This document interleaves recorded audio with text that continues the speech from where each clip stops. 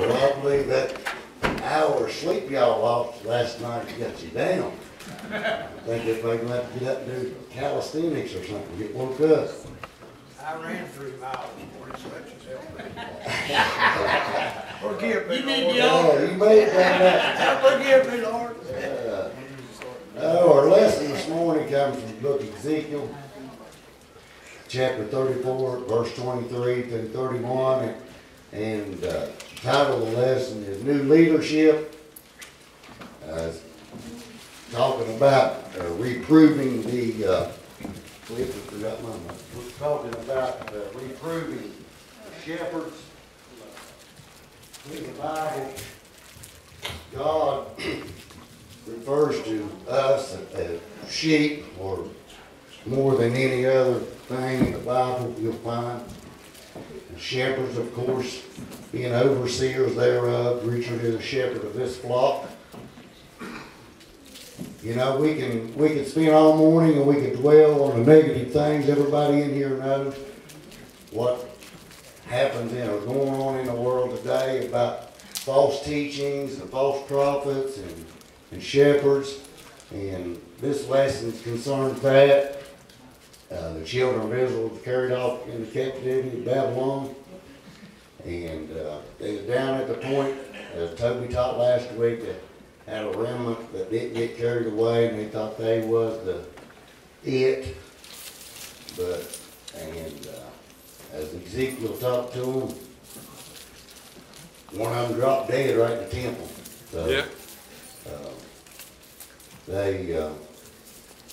God has given Ezekiel the hope, or telling him that it's not all gone. He's going to restore them, he's going to take them. And, if I emphasize anything this morning, if anybody was ever born and raised or worked on a farm, tending to animals is not an easy job. Right.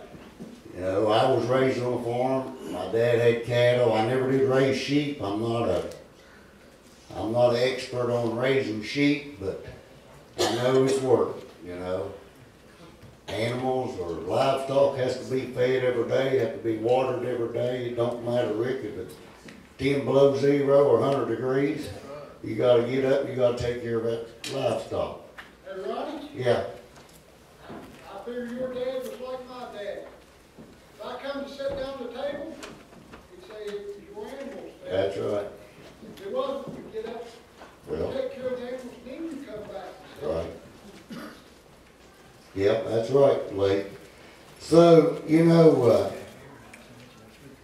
this chapter, it's talking about the shepherds. They was in it for their own sake, get out of it what they can get out of it. Which in turn, a true shepherd, and Richard to tell you, he's had the good 10 or 11 years of it now. Yeah, you're right. It's not a prestigious job. It's not a glamorous job, and it's a tough job. It's hard work. It really is. We can talk spiritually, we can talk earthly, but a shepherd's job is a tough job. I kind of, which Rick touched on it there a couple Wednesday nights ago, and I kind of got into it and read, in Old Testament times or biblical times, a shepherd was a nomadic life. He took the sheep out, he led them, he had every day, he had to find pastures for them to feed and to graze. They had to have water every day, and he had to keep constant watch over the flock because of lions and panthers and all their sheep was just prey for that. And as I read that, I thought, everything earthly we talk, why God comparison, you go back and says the devil is as a roaring lion seeking who he may devour. Well, our shepherds, David was a shepherd, and in this lesson you'll find that he talks about David. He's not talking about David, King David. He's talking about David's seed that's coming. Jesus is coming. Going to be the one true king shepherd.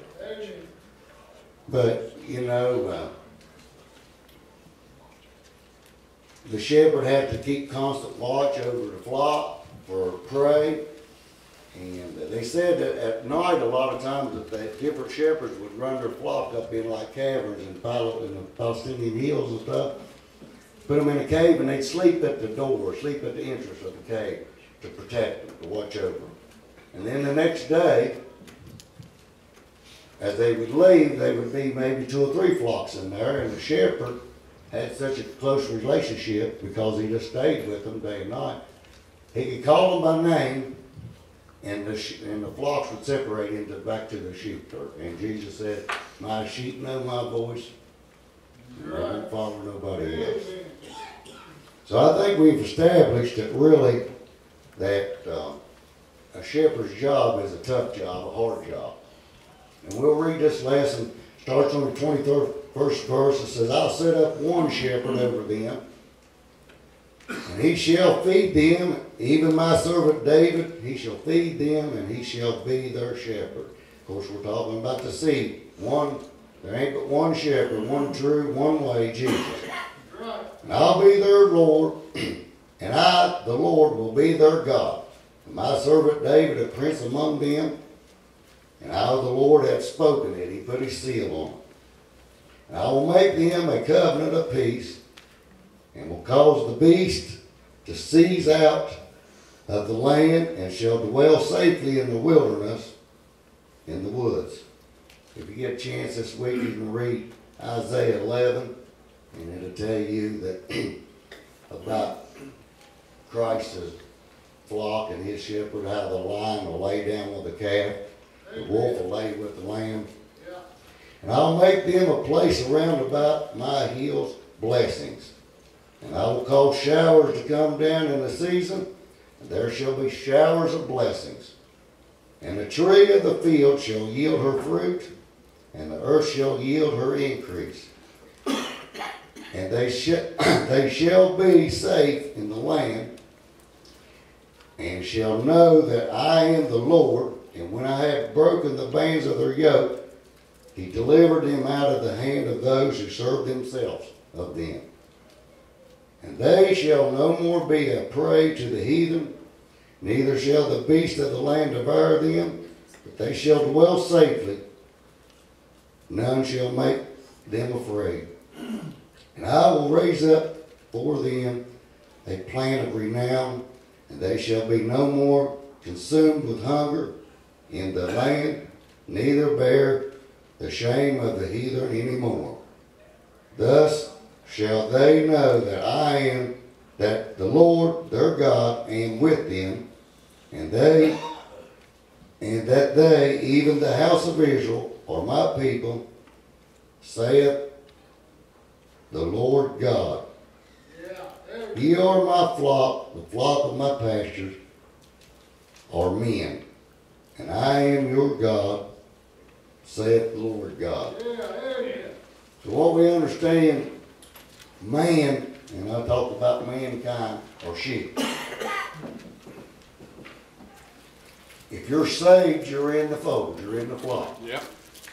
If you're unsaved, you're still God's sheep. Yeah. You're just going astray. Side of the fold. Peter said, "We are a sheep that is going astray." So some of us is in the fold, and some of us is still out astray. You know, the shepherds, they said that some of them sheep would get their wool hung in briar thickets and thistles and work so frantically to get out, but couldn't get out. And the shepherd would take his hook and pull them out, and they'd be so wore out he'd have to carry them in his bosom back to the flock, back to the fold. The way the Lord does us when we get weary. That's right.